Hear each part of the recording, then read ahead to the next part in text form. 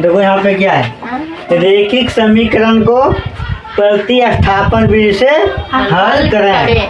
तो सवाल यहाँ पे दिया हुआ है 1 नंबर में क्या है, 3x माइनस 5y बराबर में 20। और यहाँ पे क्या है, x प्लस 2y बराबर में 3 है। इसको मान लेते हैं समीकरण कितना बाबूरे, 1। यहाँ पे 2।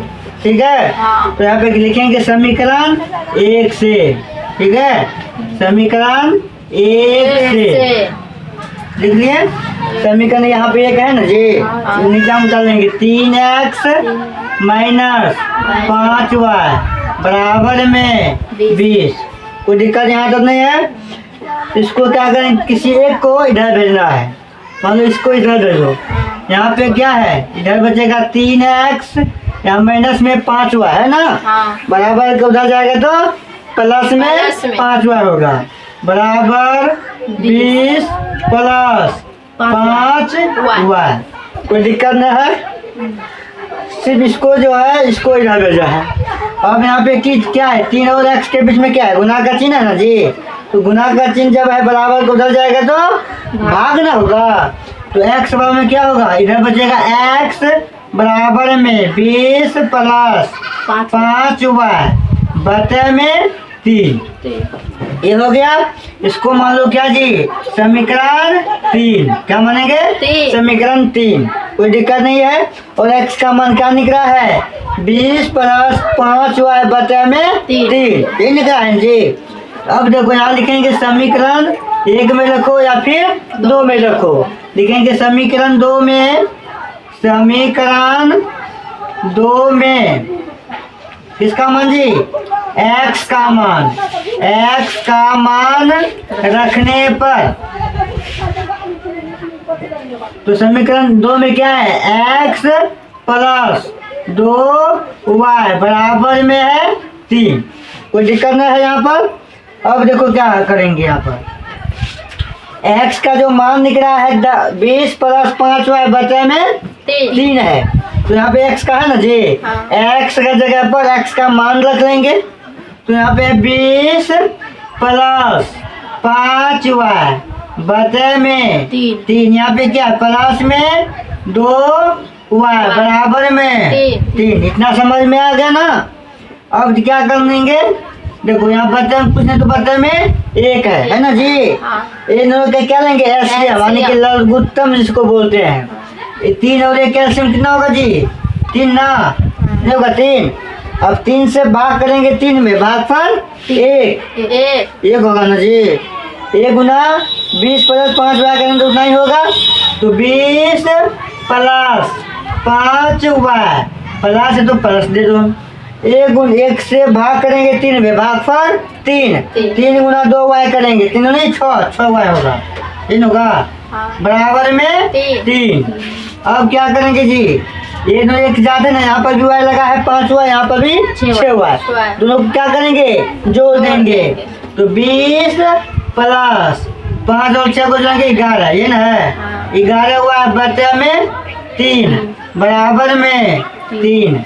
अब बटे में कुछ नहीं तो बटे में 1 तो ये है ना जी। अब बराबर जब है कोना कोनी क्या करेंगे, गुना करेंगे।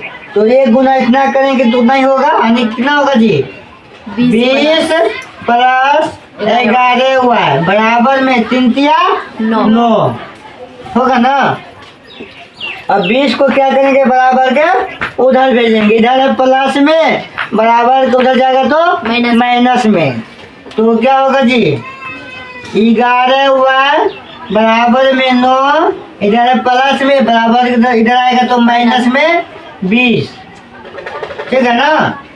अब क्या करेंगे जी, इसको घटाएंगे ना जी। तो 11y बराबर में इन दोनों को घटा दो, क्या बचेगा जी, माइनस का 11 ये बचेगा जी।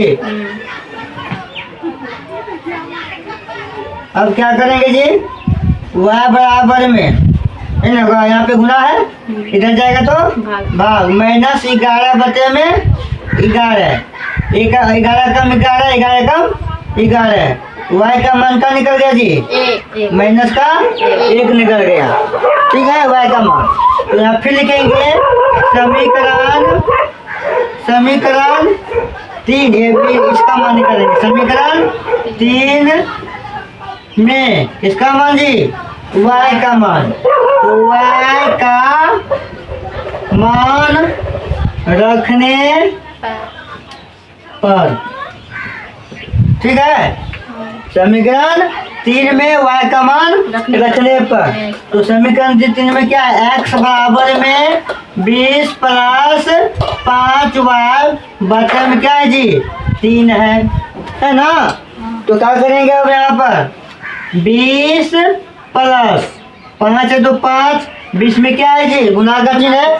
5 और y के बीच में क्या है? गुना का चिन्ह है। तो गुना करेंगे, y का मान कितना निकला है जी? माइनस का ए, माइनस ए निकला है, माइनस ए गुना कर देंगे, बचे में 3। तो बचे में 3 उतार दिए।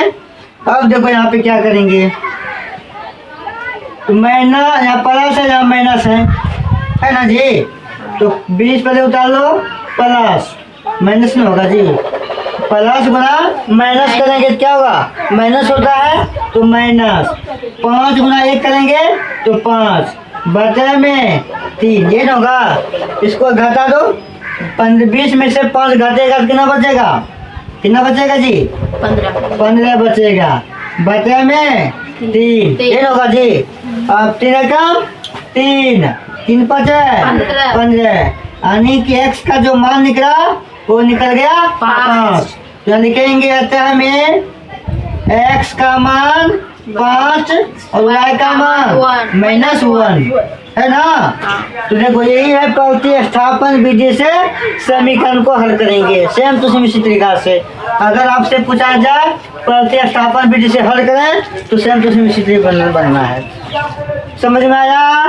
ये बाबू भूख लग गया है।